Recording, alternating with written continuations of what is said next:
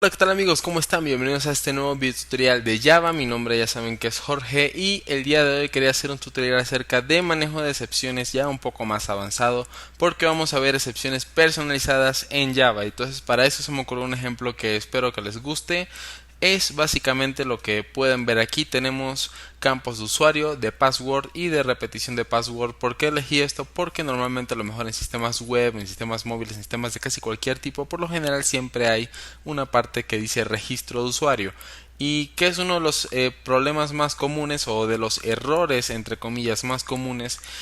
Un error se podría considerar como que el usuario coloca un password a la hora de registrarse, un password X, y a la hora de rellenar el típico campo de repite o confirma tu password, de que lo escribas dos veces, pues que ese segundo campo es un password Y no es el mismo que se colocó inicialmente. Entonces tienes passwords diferentes y no puedes completar el registro de un usuario en tu sistema. Entonces lo que vamos a simular aquí en este tutorial es un manejo de error personalizado para precisamente manejar esta situación y bueno, que podamos comprender un poco mejor este concepto, ya que el manejo de errores es algo que Java tiene bastante bien pensado, es algo que Java maneja muy bien, es un lenguaje muy poderoso para manejar excepciones personalizadas o excepciones en general en la máquina virtual, y dominar este concepto realmente nos puede ayudar a crear sistemas mejores, ¿no? O sea, sistemas más robustos. Entonces, vamos a analizar primeramente este código que tenemos aquí. Tengo una clase main,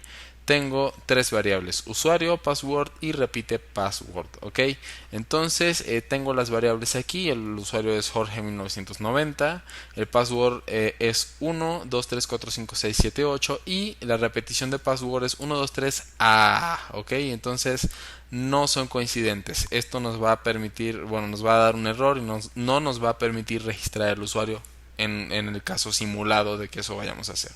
Tenemos un helper, que es básicamente una clase que nos ayuda a registrar el usuario, que es más o menos como se haría, digo, más o menos como se haría en un sistema real. Y tenemos un try catch. Entonces el try catch, ¿qué es lo que hace? Intenta validar el password del usuario pasándole el password y la repetición del password para ver si son válidos. Y además ese catch es una excepción personalizada, es un custom exception, es una clase que yo creé, que ahorita les voy a mostrar cómo va eso para que puedan ver. Y dice: no se puede registrar un usuario debido a, y obtenemos el mensaje de por qué no se pudo registrar su usuario. Entonces si yo corro este programa, lo que ustedes van a ver es, bueno, van a decir: no se puede registrar el usuario debido a los campos de password no son iguales. Ok, entonces ese podría ser un error. Si yo cambio esto y coloco 1 2 3 en los dos, a lo mejor intento registrarlo y el resultado que voy a obtener es: no se puede registrar el usuario debido al password no es lo suficientemente largo. Es decir, el password tiene que tener una longitud suficiente para que se considere seguro y que se pueda completar el registro del usuario. Entonces vamos a ver cómo manejamos estas excepciones. Como pueden ver aquí, el código realmente no es muy complejo y esa excepción personalizada nos permite intentar ejecutar esta pieza de código, o de lo contrario, si esto falla, nos va a decir exactamente qué error sucedió en el sistema y por qué no se pudo ejecutar por completo. Entonces vámonos a la clase Custom Exception. Lo primero que vamos a necesitar es crear una clase personalizada, una clase que le puedes llamar como tú quieras, como mi excepción personal o mi excepción personalizada o Custom Exception como le puse yo. Y esta clase tiene que extender a una clase en Java que se llama Exception. Exception es la clase padre de todas las excepciones que maneja el runtime de Java. Otra que se puede utilizar es precisamente la clase Runtime Exception, que también se utiliza mucho en este tipo de problemas, digo de sistemas. Pero para fines didácticos vamos a utilizar la clase Exception, que lo engloba todo, básicamente, ¿ok? Entonces vamos a tener esto, vamos a borrar esto que está aquí, y primero tienen que crear una variable. Es una variable que puede ser pública, tiene que ser static final long.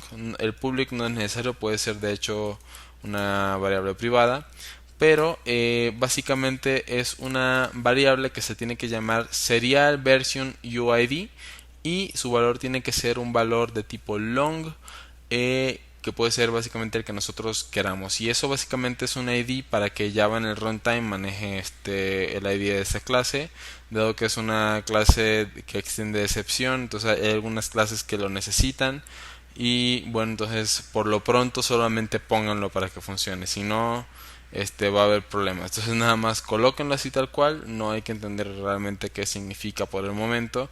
Simplemente ya que tengan eso, coloquen un constructor y el constructor va de la siguiente manera. Hacen el constructor normalmente como lo harían, pero pasan un parámetro de tipo texto, de tipo string, y colocan super ese parámetro. En este caso se llama mensaje, ¿ok?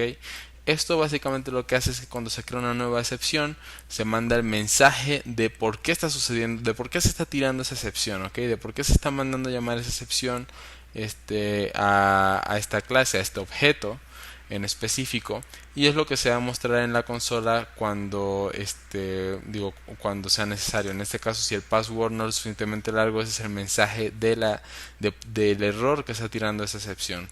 Ahora, yendo con la clase helper, que es la que creamos aquí, es una clase un poco más compleja porque es aquí donde vamos a empezar a tirar esas excepciones. Entonces, vamos a hacer algo. Primero voy a quitar este método que está aquí y nos vamos a quedar con una clase vacía.